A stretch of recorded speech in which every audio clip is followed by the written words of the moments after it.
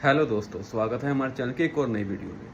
आप लोगों ने एक वर्ड बहुत बार सुना होगा जियोपॉलिटिक्स में, कई सारे पॉडकास्ट में भी, कि एक पर्टिकुलर वर्ड है जिसका नाम है डीप स्टेट। तो आज हम बात करेंगे, बिल्कुल सरल शब्दों में आपको समझाएंगे कि डीप स्टेट होता क्या है, इसके नुकसान क्या हैं, इसके फ़ायदे क्या हैं और डीप स्टेट को चलाता कौन है। तो इसका हम बिल्कुल एक सिंपल सा आपको उदाहरण देते हैं कि डीप स्टेट में कौन कौन लोग शामिल होते हैं। डीप स्टेट में मोस्टली जो होते हैं उसमें आते हैं जो आपके इंटेलिजेंस एजेंसीज हैं, जैसे CIA के हो गए, CIA के फॉर्मर डायरेक्टर हो सकते हैं, जिन लोगों को ये जानकारी हो कि हमारे देश को किस किस तरह का खतरा है और उन खतरों से कैसे बचा जा सकता है। दूसरे तरह के लोग जो डीप स्टेट में शामिल होते हैं वो होते हैं बिजनेसमैन, क्योंकि उनके पास कहीं ना कहीं देश की इकोनॉमी होती है। देश को इकोनॉमिकली कैसे आगे बढ़ाना है, कैसी ऐसी पॉलिसीज बनाने जिससे कि बिजनेसमैन यानी कि इकोनॉमी को फायदा हो। तीसरे तरह के लोग जो होते हैं वो होते हैं इंटेलेक्चुअल्स, यानी कि बहुत ज़्यादा पढ़े लिखे लोग, अपनी फील्ड के बहुत एक्सपीरियंस लोग। इन लोगों का काम क्या होता है कि कानून कैसे बनाने, पॉलिसीज़ कैसे बनानी है। तब डीप स्टेट ज़रूरी क्यों है। अब हमने बहुत बार देखा होगा कि हम देखते हैं कि जब भी कभी इलेक्शंस होते हैं, जैसे हम डेमोक्रेसी की बात करें, डेमोक्रेसी एक बहुत अच्छी चीज़ है। लोग अपनी वोट देते हैं, वोट से ही एक नेता बनता है और वही नेता आगे जाके हमारे लीडर्स या कोई ना कोई मिनिस्टर बनता है। लेकिन इसमें कहीं ना कहीं एक कमज़ोरी, एक खामी रह जाती है। वो खामी क्या आती है कि एक लीडर जो है वो ठीक है, वो लोकप्रिय होगा, अपने एरिया में बहुत ज़्यादा उसने काम किए होंगे, लेकिन सडनली हम उस लीडर को बोलें कि आज से आपने रक्षा मंत्रालय संभालना है या आज से आपने रेलवे मंत्रालय संभालना है। अब उस इंसान को तो बिल्कुल भी एक्सपीरियंस नहीं है कि ट्रेन कैसे चलती है, कहाँ से आती है क्या नहीं है।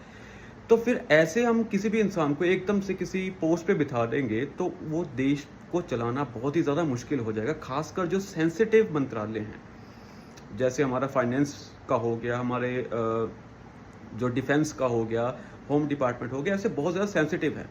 तो एकदम से कोई इंसान को हम बोलें कि आप शुरू कर दीजिए, आज से आप इस चीज़ के मंत्री बन गए, आपने पूरे देश के इस पर्टिकुलर डिपार्टमेंट का ख्याल रखना, तो वो नहीं रख पाएंगे। तो इसके लिए स्पेशली जो होते हैं, ये जो लोग हैं, ये जो इंटेलेक्चुअल हैं या बिजनेसमैन हैं या इंटेलिजेंस वाले हैं, इसमें हेल्प करते हैं।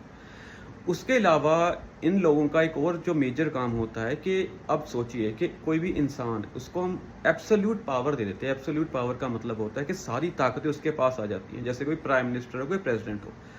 अब उस बंदे का खुद का कैरेक्टर कैसा है, हो सकता है वो बहुत ज़्यादा गुस्से वाला हो सकता है बहुत ज़्यादा डरपोक हो, किसी भी तरह का कैरेक्टर हो सकता है। तो उससे क्या होगा कि उसकी डिसीजन मेकिंग, जो अपनी पर्सनल लाइफ में डिसीजन बनाता है या पर्सनल लाइफ में जो उसका कैरेक्टर है, वो हमारी पूरी कंट्री के ऊपर रिफ्लेक्ट करेगा।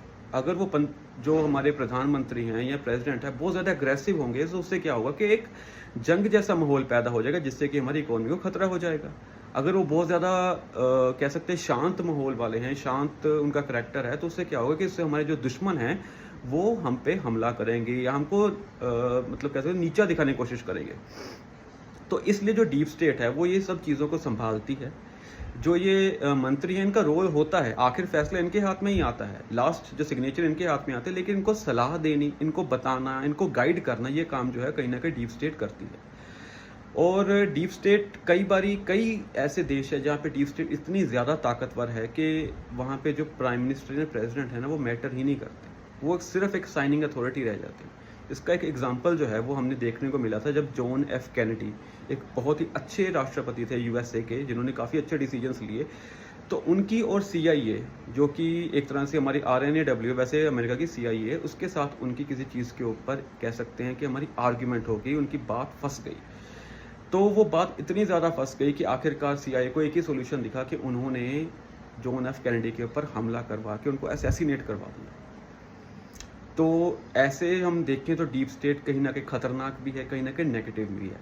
लेकिन अब तक अगर हम अपने देश की बात करें तो हमारे देश में ऐसा कभी हुआ नहीं है कि डीप स्टेट ने कोई गलत फैसला लिया हो या देश को अंधकार की तरफ धकेल दिया हो। तो हम ये कह सकते हैं कि एक नेसेसरी ईवल है, कि हमें इसकी ज़रूरत भी है, लेकिन अगर इसकी बहुत ज़्यादा पावरफुल हो जाए, अगर ये लॉबी या ये पार्ट जो है डीप स्टेट बहुत ज़्यादा पावरफुल हो जाए, तो कहीं ना कहीं ये देश को नुकसान भी कर सकता है।